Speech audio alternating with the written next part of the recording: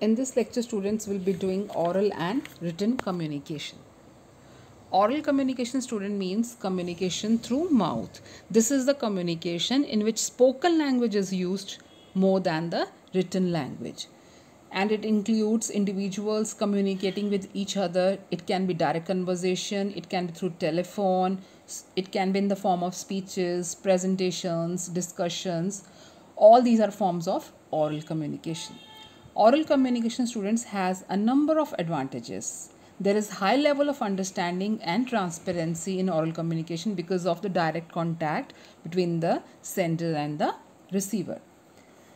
Then there is no element of rigidity in oral communication because the decisions which have been taken previously can be changed because there is nothing in written. So the decisions which have been taken in oral communication can be altered, can be changed. Next advantage of oral communication is that the feedback or the response is spontaneous because of the direct contact between the sender and the receiver. So it is simple and quick. There is no time gap between the transmission and reception of the message in oral communication. So much time is saved in it. Then students, oral communication is best in case of problem resolution because a number of conflicts, disputes can be resolved by talking only. Then students, it is essential for teamwork and group energy. Then this is very useful while communicating in groups, students. That is why this communication is used in conferences, meetings and seminars.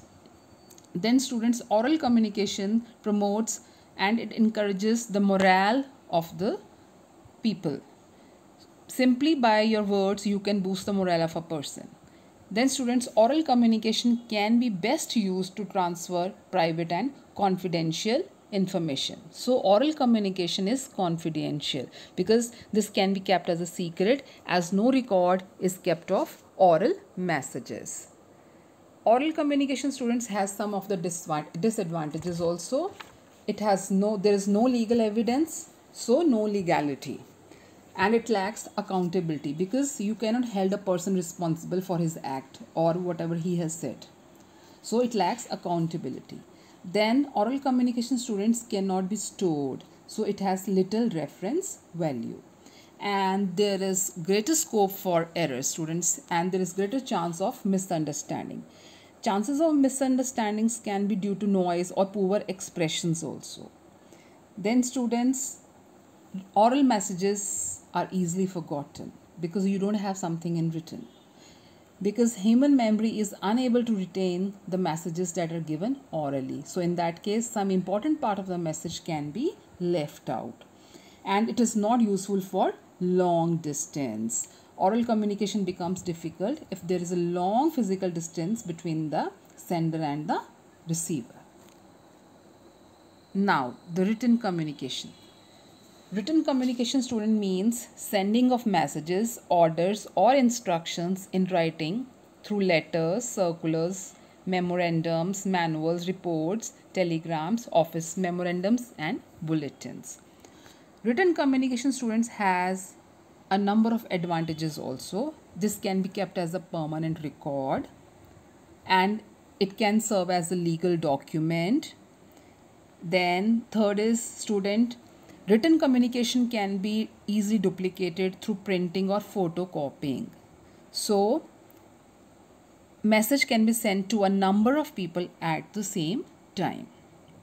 Then students, written documents are always signed, and these can be linked to a person or persons responsive for an action. So you can hold a person responsible for some action also because you have the written evidence.